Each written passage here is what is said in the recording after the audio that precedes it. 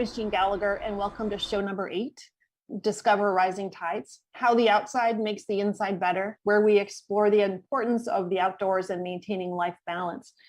Through this series, we'll be talking to women business owners to understand their journey. And today I'm excited to introduce Andrea Spacek. Hi, Andrea.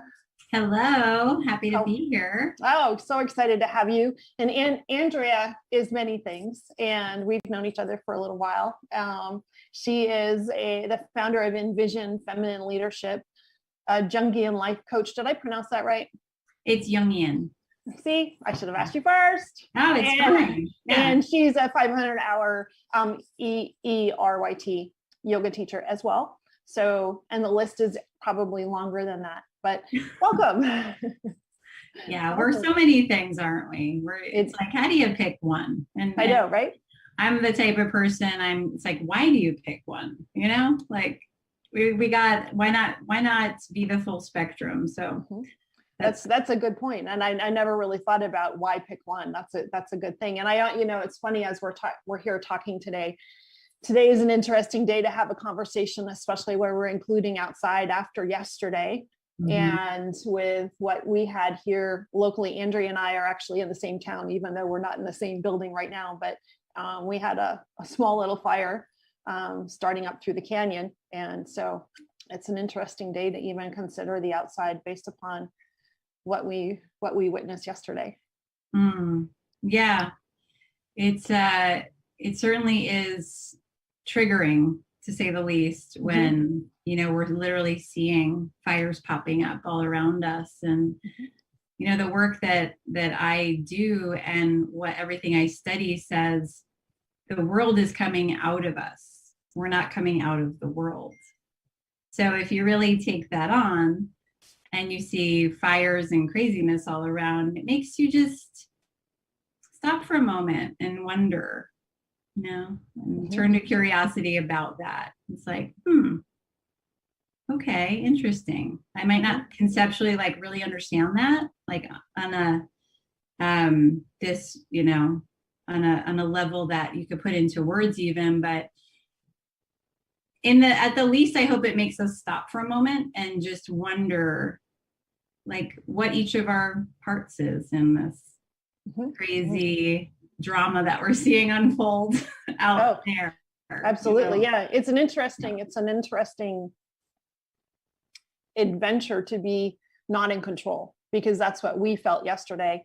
We're about a mile from the beginning of the evacuation area, warning area. And so, you're really not in control, but you have to almost let it go and let it happen versus being wound into the emotion of what's going on. You can observe from afar and just be ready. But it was an interesting, in my short 6-year tenure in California, I guess it's as close as I want to be to that kind of an event. But it was, being on the other side, it's interesting as well.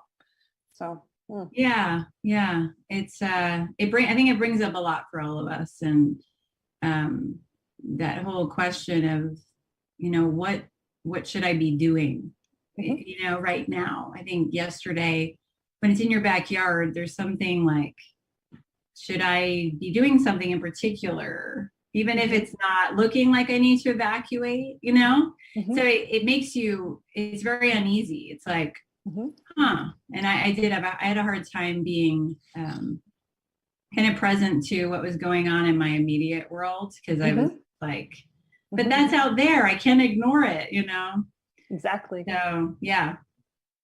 But we're here, and as of this afternoon, it's all under control. So that's another good thing.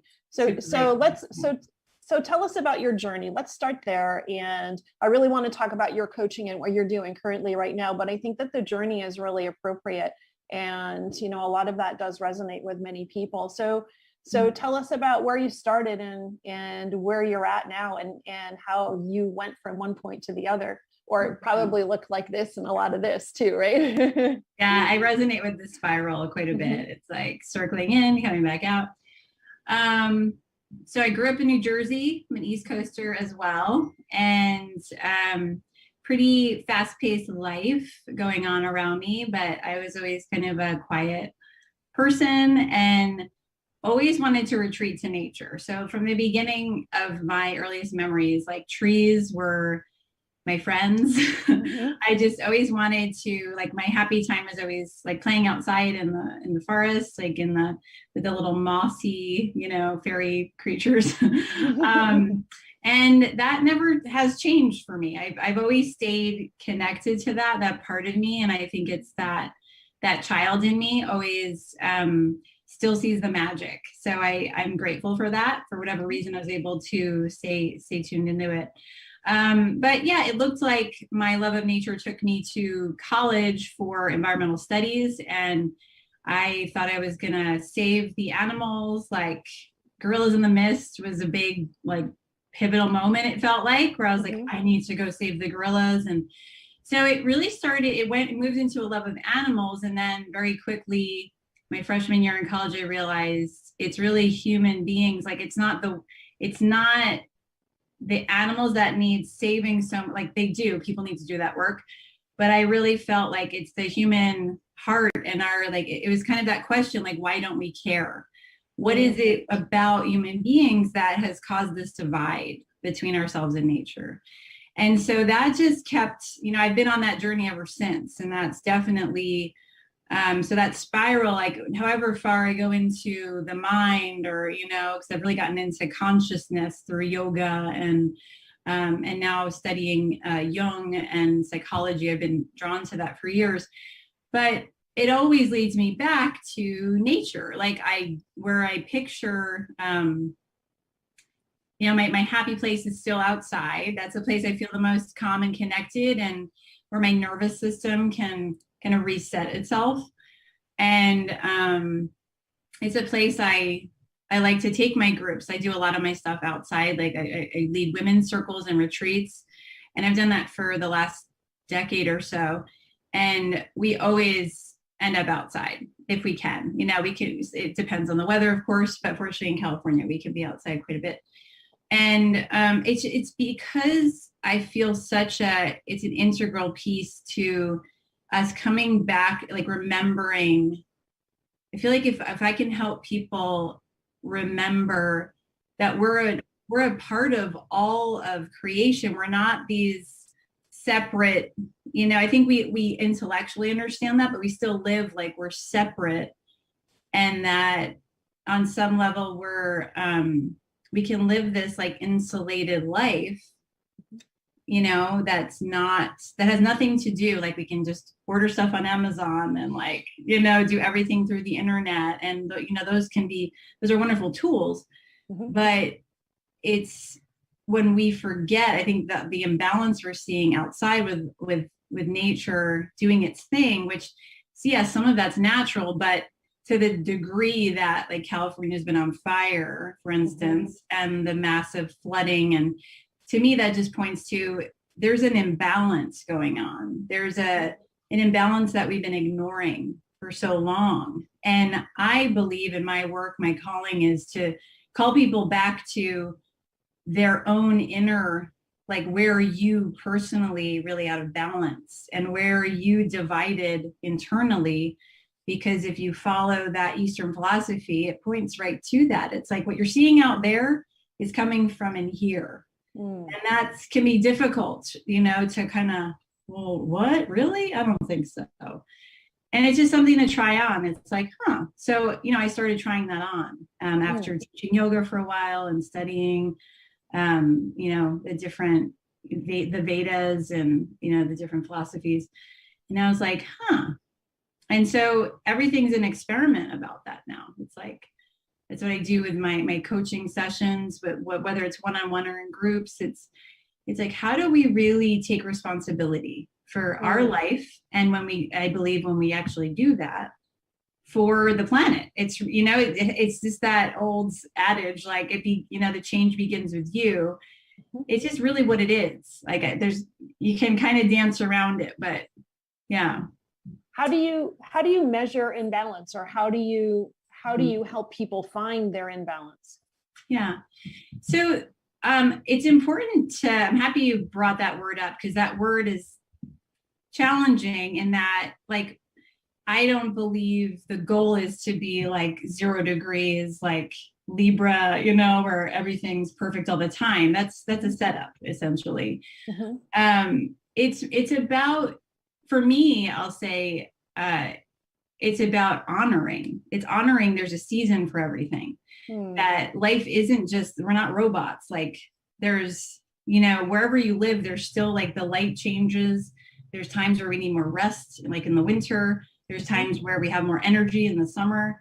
And it's tuning into that. It's staying somewhat, again, bringing us back to the natural rhythms, that there is, we're just like a plant. We have times where we're in bloom and we have times where we're fallow. And how do we find ways to honor that? So a lot of my work is about like through ceremony and ritual, and like, how do we find even small little ways in our day to flow with the seasons, and that like honoring it. There's some times where I need more than 6 hours of sleep. Like I can't do that all the time, or I get really, it affects how I am in the world. And so again, I would say following the truth, which is what Ayurveda is based on. It's very elemental. It's very much about this, like the science of life.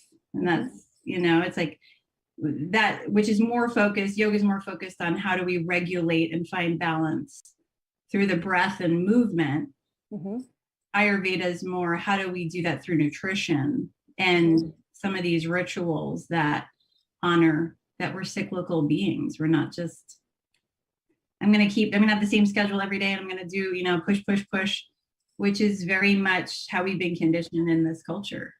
Yeah. Do you find it's hard I'm challenged with this, so that's why I'm asking the question of being present. And does that lack of being present also help create more of an imbalance, because we're really not in tune with ourselves, or in tune with what's going on at the moment within our small little circle or our area?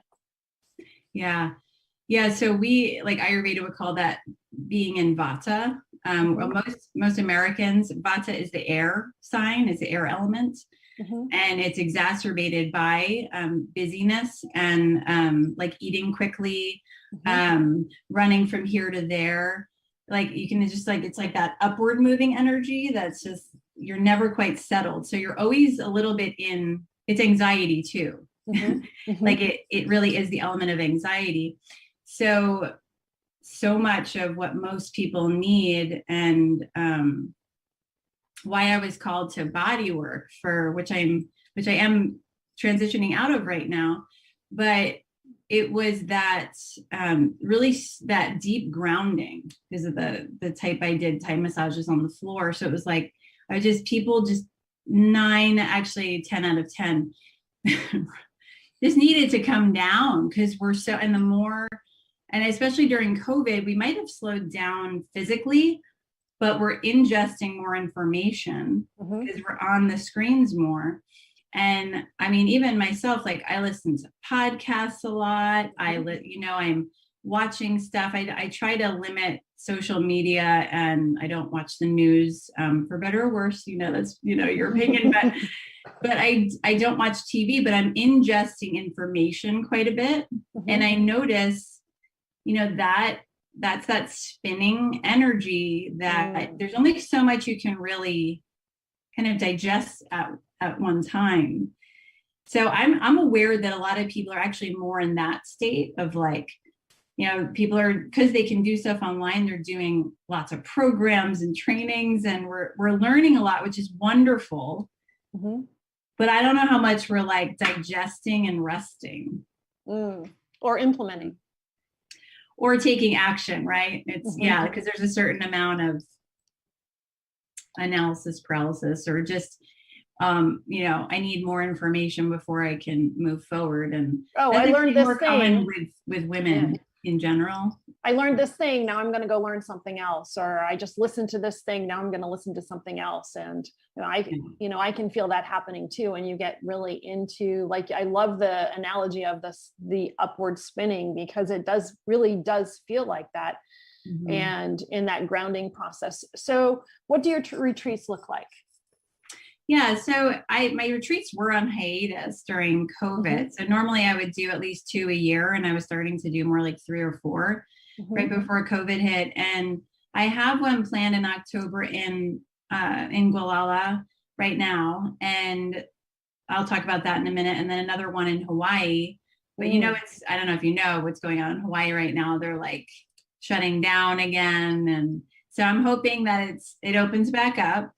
But it's been a challenge to try to plan things, in this time. And yet I feel so called to gather people right now, even though it's precarious, because I guess just inherently, I believe in if we're all I just picture us like sitting in our houses, ingesting all this information, trying to figure out what's going on alone. And I'm like, that's not how we're supposed to be in community. We're supposed to sit around the proverbial fire and help each other, find our way. And when we don't, I think I see more negative impacts than the risk of gathering. That's just how I see it. So the retreats look like they're always for women. I've never done a co-ed one yet, but I like that it just opens up a little more freedom of, whatever wants to happen there. And, we can really kind of take off the masks. That's really I think the biggest thing about a retreat, it creates a container that's safe for people to bring that nervous system down. And I find that like this one's 3 nights, 3 days. I think that's a minimum now, because by the time you get there and like get settled and then that first day is just kind of feeling out, who am I with, what's going on, even though a lot of my people know each other on some level. But for this one, I really felt called to approach it more like a council, like everyone has something to share. I want to hear from I want everyone to bring their gifts and their full self to this. It's not like Andrea's going to tell you what to do all weekend. And, it's like, no. We actually what you need. And I'm asking you to tune into that. And also to call forth your gift. Like we all have a medicine to offer. And it's really amazing. I do this in my InVision group, where I wouldn't give them too much heads up, because I didn't want them to overthink it. I'd be like, hey, you're going to lead, a circle and, next week. And, you have half an hour to just offer what you feel inspired to offer. And then what would come, they'd be like, oh, I don't know, and oh my God, what would come out was magic. It was like, oh, hello, who are you? Nice to meet you. It's like this amazing, powerful woman would step forth. And I believe in that. It's like being called forth, and I really feel so deeply, this is a time, this is not a time to play small and to hide in the background. We need to take all that information that we have and we need to find ways to offer it. And so because I can do that too. It's like, oh, who cares? There's so many programs, no one wants to hear from me, and it's that playing small thing. And I get it. It's scary to step out and share who you are and what you see.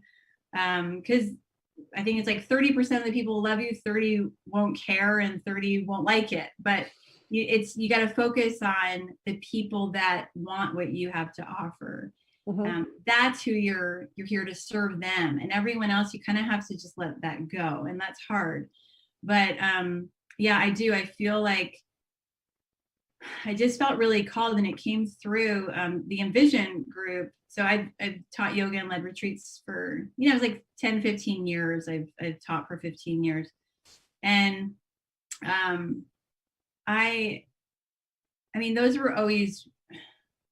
retreats were always kind of my favorite thing, because they would weave together so many different tools that I have to share. And I just love to go deep. I love when I feel like we just all need a space where we can be out you know, and it's usually not happening at work, or maybe not even in your marriage or your, you know, friendship sometimes. So that's a big part. But yeah, it's kind of, I'm kind of raising the stakes a bit now. It's like, okay, yeah, and what are you creating? Because we all need to start building. And like, we're watching, I think the world as we know it is falling apart, and that's scary and uncertain, but it's also exciting if you can start to, if you can really claim what is it that you're here to build, you know, like, and focus on that. So I really have to, it's a daily thing. It's a moment to moment thing of bring myself back. Yes, there's fires, and this is like crazy. This looks crazy. You know, it feels scary sometimes, but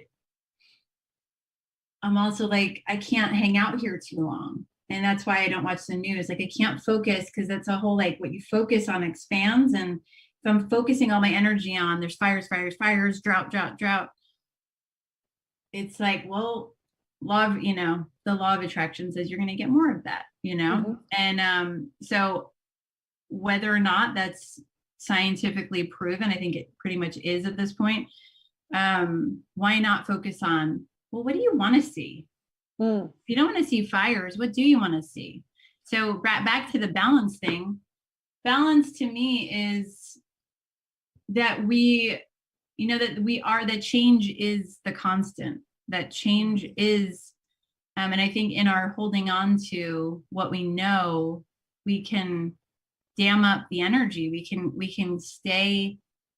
can keep something back from coming forward that wants to come forward. And, you know, so that's how I don't think of it as like, you're ever there, but there's a point at which there's some ease that comes back, that you're not pushing uphill all the time.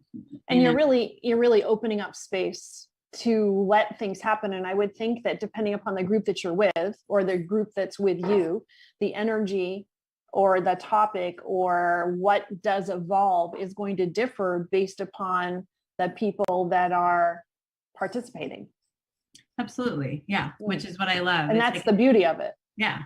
Yeah. I really like what you said. And if we were in a pre-COVID world, it would still be an appropriate thing to say when you said you allow them to take the mask off. And so now that we're in COVID land, right? Part, yeah. So we're in COVID land, and you are literally doing it in two different ways. One is it's physically, this thing is coming off, but also emotionally, I think that everybody wants to take that inner mask off and doesn't know how. And you're providing that comfortable space in order to let people grow and evolve themselves.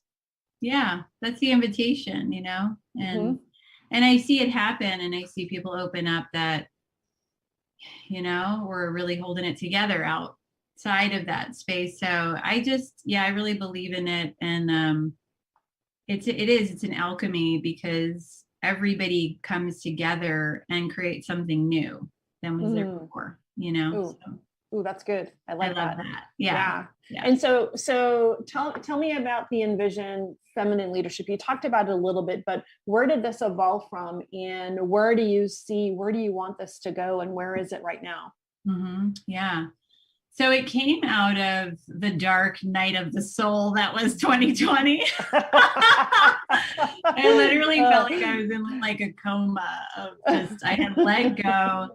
You know, I was doing a lot before that. I was running retreats, and I was teaching a lot, and I was just, you know, on fire. And then everything stopped. And I was like, at first I was like, okay, I'm going to keep it going, like on Zoom, and I'm going to, you know, and I was like hardcore, like my kids and I were hiking like miles every day. But then I just started to get really tired, and I realized that I needed to just stop everything. And that I had been pushing away the call to that something wanted to come through, and I didn't know what it was. But I didn't know how to stop like the momentum I had. So it was the perfect opportunity, and it just came through. It was like, I would just journal like after meditation. And essentially for me, it's like the amalgamation of the last 20 years on this journey through the feminine, like the divine feminine. And it feels like my coming home to myself. And then during 2020, I did my first life coach training, which felt like it really helped me see beyond like just like the yoga piece to this other that wanted to come in about helping people work with their mind, because that's really what we're working with is, when you talk about change, growth, anything that you want to create, you got to deal with your mind. How long often are we in our heads? And I think that this past year created us up here, spending more time up here than we ever have before. Don't you think? I do. Yeah. And that's not necessarily positive. No, it's at definitely, all. it can be, it's the thing that can, enslave you, or it can free you. But, most of us live somewhere at least in the middle, if not to the slavery side, because it's isolating. Yeah. We get stuck there. And so the InVision it started as just one program, if you could call it that, like an 8-week program that, I don't know, it just started coming through, like how I wanted to structure it and what I wanted it to be about, and the journey I wanted to take people on. And it involved getting together live, but I also offered it Zoom. And it was kind of a crazy time, because I think it was December 2021. God, I have a hard time with the years right now. Isn't it ridiculous? I don't know. When was that? Like the last 2 years are weird. But it was in the winter, and it was still kind of, people were like, I don't know about getting together. And it was literally divided, like half the people showed up and half didn't live. And it was really cool. But from that, I quickly saw, this isn't just a one thing. This is like, there's a series, there's 4 parts. And I had the vision come in around, like the first one was really about rooting and grounding, and it's like understanding some of the baseline things about like, what are you, what's your connection to purpose? What's your connection to, like, what are kind of the fundamental areas in your life that are out of balance or feel, so we were like doing Wheel of Life, and we were just kind of that kind of first layer of understanding, where am I at, like on an emotional level, as much as I think really we're usually dealing with an emotional level before you can go into more of the like spirit. But, and then the second one was about, which we just did in the spring, that was about, that feels like so long ago. So we were working with the archetypes. We use the Women Who Run with Wolves, which is one of my favorites. I don't know if you know it, Clarissa. Tell me about it. The quick version. Yeah, I'll tell you the quick. So the quick version is, she essentially lays out, she's a Jungian analyst, of course, because like that's, yeah. And she lays out the archetypal journey of a woman through her life. So it's through storytelling. So there's all these, she pulls myths from all different cultures. And the power of that is that it goes beyond the personal, and it reaches right to your soul. And people, I mean, what happened in that group was just amazing, because it was like, this isn't just me. Like, I didn't just do, like, I thought this was personal. And so many of us are like, God, we wish we knew this when we were younger, like, I don't know if we would have received it, but, these are just to realize that there is universal themes to a human life, like Campbell lays out the hero's journey, which I love and follow.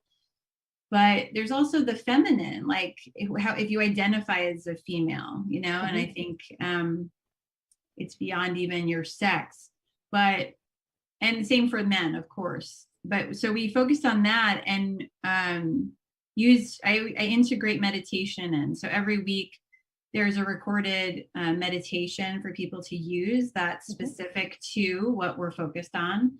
And then there's journaling questions, and we have a Zoom call once a week where we talk about what we read and what we meditated on, kind of like to like just process what we're picking up. And then we would do a live meetup outside. So we would often go to the river when there was water, and it's like so sad, but we would go on a hike into the river, and again, like that nature piece. And you know, people just a lot of the women are coming back for this third round, which starts in October, but some of them they just like hopped right off into what they were, you know, it was like they were so ready to bloom, and it was just the last thing that they needed to just, yeah, I'm here for this, like I got this. So it's just really cool to see, because I feel like I see right away, like, oh my God, obviously, like you can do that, you're amazing and powerful, but we're the last ones to see it, right? Oh, absolutely. So yeah, so that's my joy, is to just, I'm like, oh, it's right there, you know, and just to help them, like that's not very helpful, it's right there, just do it. It's about what's in the way, you know, and that's what coaching is. Coaching is like essentially you're in conversation, you're present with someone, and it's just like, like what about and asking questions. Yeah. And it's just amazing. It seems so simple. And it's like, why can't I just do that on my own? Why can't I just do this all? Like I have the books, and I'm such a great example of that, because I love to think I don't need help. You know, that was my old Andrea. I got this. I don't need help. I'm supposed to know everything because I'm a teacher. Right. And it's like, good luck. Like, how's that working for you? You know, it's like, it's not. So yeah, I struggle with some of that. A lot of that. It's very humbling to accept that we don't have all the answers, and we're actually not supposed to.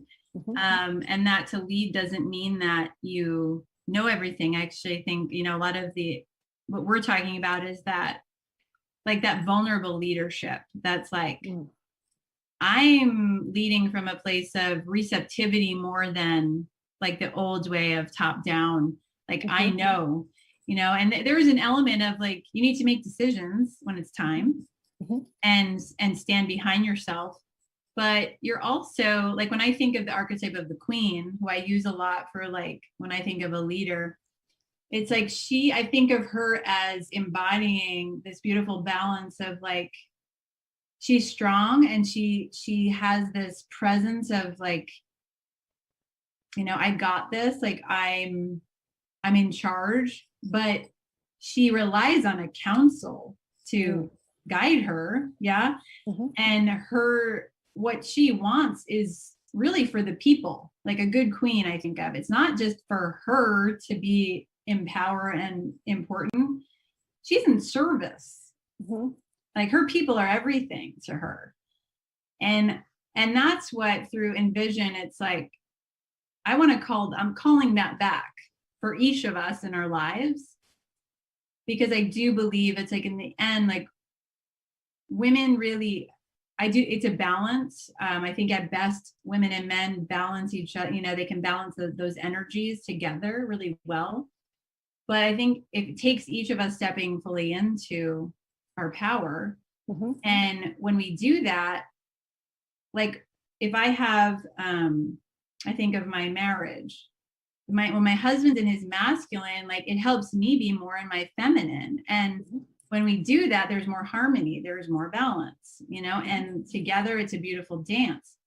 But if he goes like, if I'm too my masculine, he'll be more in his feminine, and it feels a little off. It feels like I'm pushing too hard, or I'm, you know.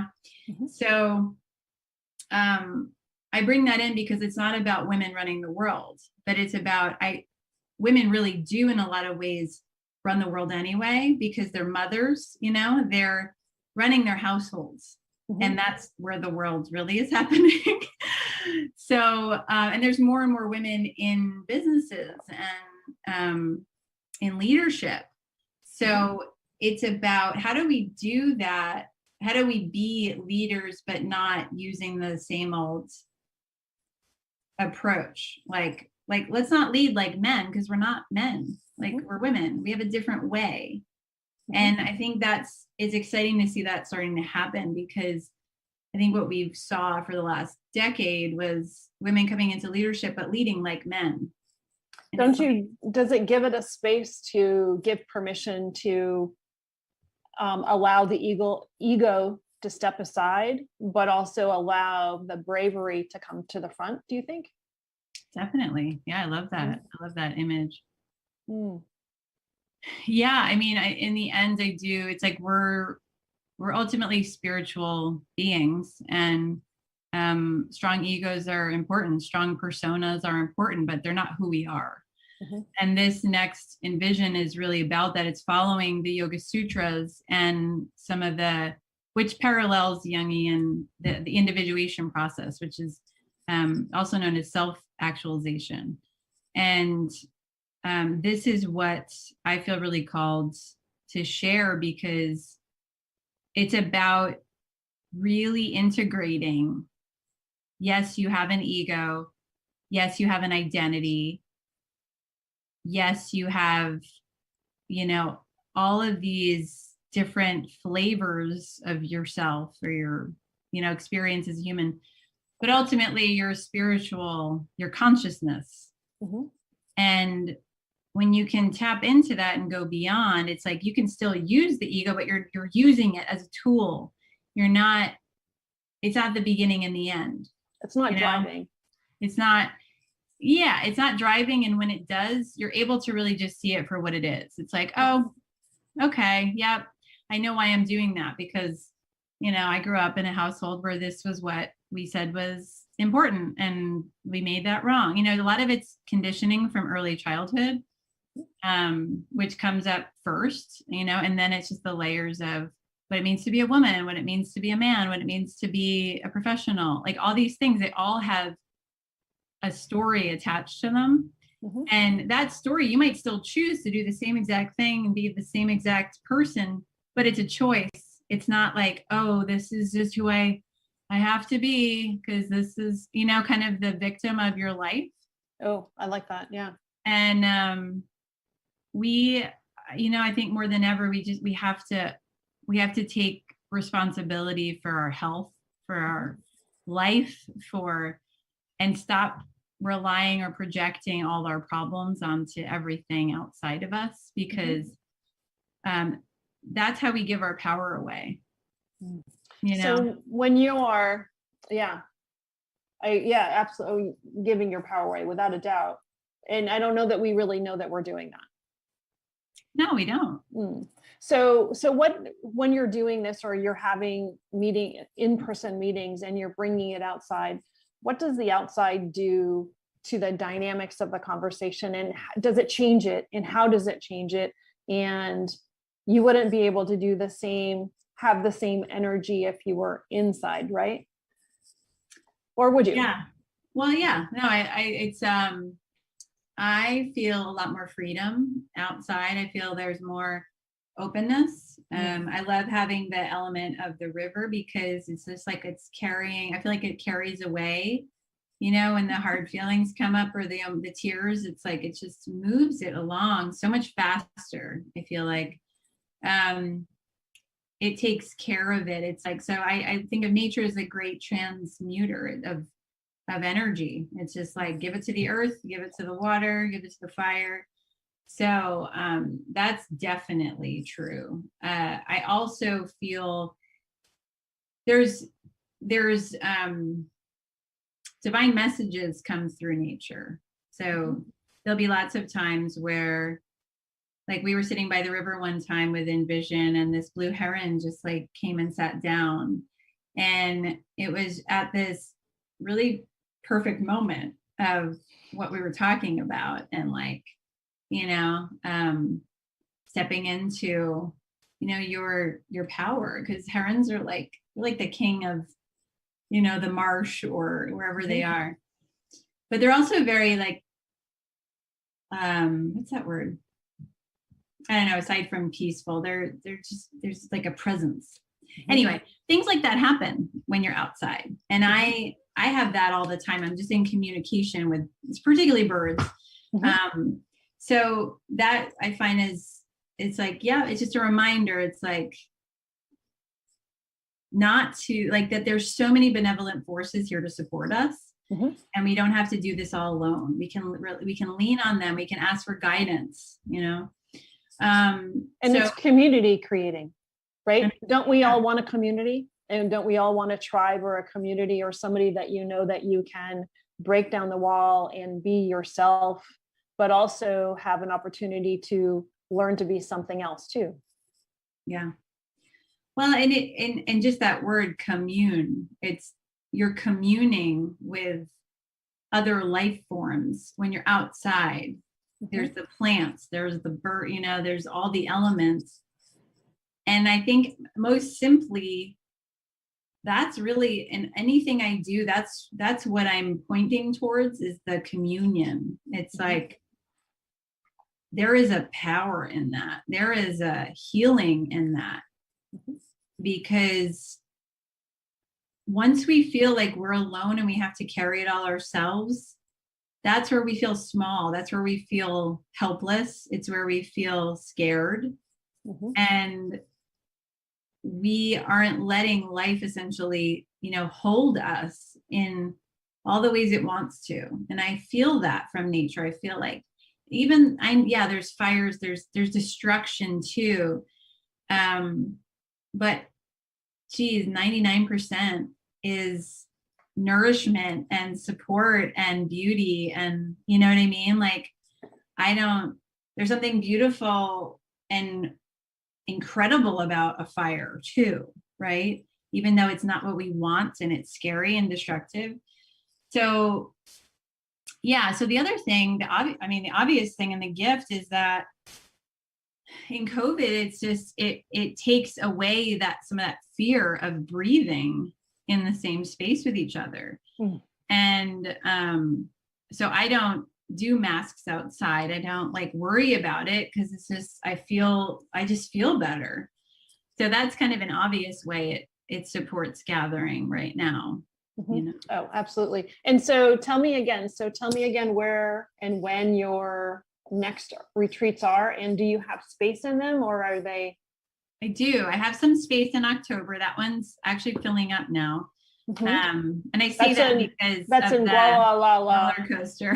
Yeah, right. Is that in Gualala? I always love to say Gualala.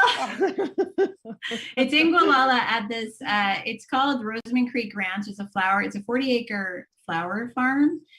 But it's really, what's so cool about it is you're just like a mile from the ocean, but it's set up surrounded by redwoods, and the sky there, I planted around the new moon so you could really see the stars, because they're incredible. And the last time I went to Gualala for my birthday in March, and I could not believe the stars. It was like, you don't see that kind of sky here. So I'm excited about that, but it's really set up for gathering and retreats. It has this huge, beautiful kitchen, and it's not going to be a big group. I like my groups to be around 10 to 12, maybe 15 max, but I really feel like right now 10 to 12 is nice. It's not, too much. And it's 3 nights, get some beautiful ocean air and some time with amazing women who are just sharing their gifts and insights. And I there's no doubt in my mind that we are going to leave there so filled up and so inspired. And I feel that this is a time of year, especially, I always do retreats in the fall, like the fall and the spring, because our bodies are pretty depleted this time of year from the summer and the dryness. And, a lot of us are getting back into, if you have kids, school and whatever, if you're a teacher, work. So there's a lot of vata, and it's just a really nice time to go to the ocean and get nourished deeply. So that's October 7th through 10th. And you can go to my website, which the next question. We have yeah. to, yes. Yeah. You go to my website, which is taiyogini.com. It's THAIYOGINI.com. And the other one is Hawaii. That's in Maui. And it's called Bowl of Light Retreat. It's a women's retreat, and it's set up on the cliffs in Haiku at this eco resort. It's just an amazing place. This is January 15th through 22nd. That one's around a full moon, because right from the place you see the moon rise over the ocean, and it's insane. It's like whale season, which I just have to be there during whale season because I have a thing with the whales. But the energy is set right above this 100-foot waterfall. So you feel this power, like this mana there that I don't know. It's hard to describe, but that is a special place. And this is a reschedule because it was supposed to be in February of 2021. Yeah, 2021. And we had to reschedule. So fingers crossed it's happening. Yes. That one's starting to fill up again too. So I'm hoping that we can go. I'm feeling it. I feel like this little spike right now is going to work itself out. And by January, we'll be okay. So let's hope. And if not, I kind of surrender it all to a higher power, because in the end, I'm not in control. So give us the website again. So it's taiyogini.com, THAIYOGINI.com. Perfect. And that's from my Thai massage and yoga background. Yeah. And that's the best way for people to get in touch with you too. Yeah. Correct? Yeah. Yeah. There's a contact form on there, and you can, fill it out and send me a message, and just let me know if you want to connect. And I also do one-on-one coaching, and that's open to any gender. That's really about, this based on Jungian philosophy, and which is really Eastern philosophy. And it's like, who am I here to be, and what's in the way, and how can I have more freedom from, all these limiting beliefs that I don't even know about that are caging me in. So it's good stuff. That's wonderful. It's been so fun talking with you and having this conversation. And I really appreciate your time and telling us about you and your journey and what you're offering, because it's so much that we all need, without a doubt. And before we go, I have a question. Can you leave us with something? Leave us with a thought. What would that be? Leave us with a thought. Call in the water right now. We don't underestimate the power of your mind and the power of the power of ritual. And by ritual, I just mean sitting down, visualizing rain, like the waters of the earth moving, and coming back to this area. I've seen it work. I've seen it quiet fires. I've seen it, I've seen it happen. And so if we could even let that in a little bit, I know it would really help, because the earth's asking us to listen right now. And I hope it's gotten our attention by now. But rather than go to fear, it's like stay in that place of, like, what do you want? What do you envision, right? For what's use it to create something new, and trust that is actually more helpful than watching the news and watching everything go up in flames around you. Yes. So that's what I would offer. And I don't know when this is airing, but I was just meeting with someone. We're going to do a sound bath and calling in the water element in Auburn at an outdoor property, September 25th. So that's wonderful. This will air on the 15th. So okay, cool. Yes. So also go to my website about that, because that's going to be a powerful ceremonial gathering to do exactly that. Call the waters back. Wonderful. Thank you, Andrea. Thank you so much, Jean. This was so fun. Great. Have a good afternoon. Okay, you too. Thank you so much for listening today. Today's show is sponsored by Seaside Solutions, my financial services company. As a business owner, it's easy to be pulled in many different directions, and often taking care of yourself plummets to the bottom of the list. For me, I find myself outside to reground. My time outdoors helps me manage my day more effectively and be more present for my clients. Through this, Discover Rising Tides was born. At Seaside Solutions, we truly believe that education is the foundation of financial wellness. Our primary focus is to provide guidance that is designed to help you achieve your long-term financial goals and visions. Working with a plan allows space for doing more things that you love, like being outside to make the inside better. If I can help you create or realign your plan, or if you would like to be added to my weekly newsletter, please let me know. This week's topic was 5 ways to set more achievable goals. Your referral means the big, beautiful world to me, and if I can help, please let me know. And thank you so much for listening, and see you next time.